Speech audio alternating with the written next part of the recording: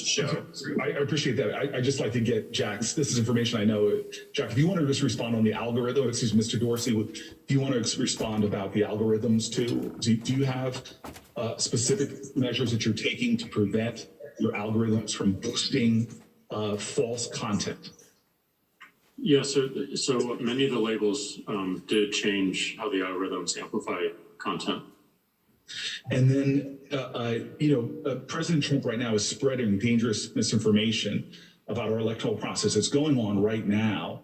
And maybe if you guys, you gentlemen would just cogently, through this process, this ongoing process right now, are there steps you will be taking that you have not already delineated as we are going into what could be very dangerous waters, unprecedented waters in this country?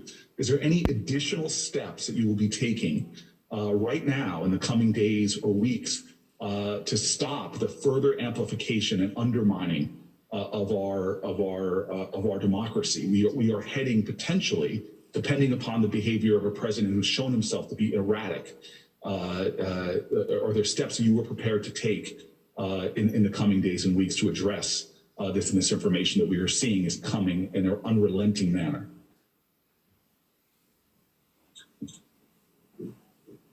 Senator, yes, this is unfortunately an eventuality that we planned for.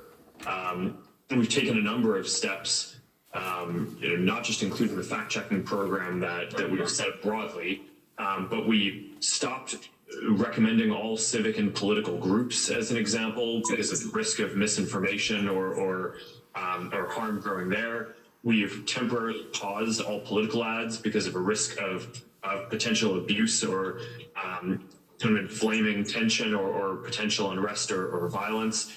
And there are a number of other steps that we've taken like this as well that we've done in other countries when there are risks of civil unrest and that we've shown have worked. So I'd be happy to follow up in some detail on all of the steps that we're taking there. Thank you. Your team has been helpful. Mr. Dorsey, any new steps that you want to give me? And I'm now treading on the indulgence of the chairman, if you could be really cogent. Any new steps? We're going to continue to remain vigilant around our enforcement of civil integrity. I think it's really important that we stay agile and that we learn. So we need to learn about the effectiveness of this work and how to carry it forward. Right, and the chairman would indulge me in one more sort of question to Mr. Zuckerberg. I was really pleased that the group Stop the Steal, which was a group formed on Facebook with disinformation, trying to delegitimize the election. I was grateful that you all suspended that account after 24 hours. But I'm concerned about what lessons you've learned, because clearly outside groups like the Center for Countering Digital Hate flagged that group's posts containing calls to violence hours before Facebook did. And I'm wondering what you all have learned about speed. There's an old saying that a lie can travel halfway around the world while the truth is still putting its pants on. What does Facebook really factor in terms of speed and trying to combat surges of disinformation about this group? And maybe another example, an additional sort of addendum to that question, Mr. Zuckerberg. Mr. Bannon, Twitter, for example, permanently suspended Mr. Bannon's Twitter account. It suspended his show's Twitter account after he made horrendous steps about acts of violence against Dr. Fauci and FBI Director Wray. But not only, I guess I'm just simply asking, why would Facebook not take the similar steps and similar stand? So, Mr. Zuckerberg, very cogently, could you talk about that speed issue? And then when your platforms diverge, I'm really wondering why one platform in Twitter saw that as a standard to remove, but you all have left, did not follow in that decision.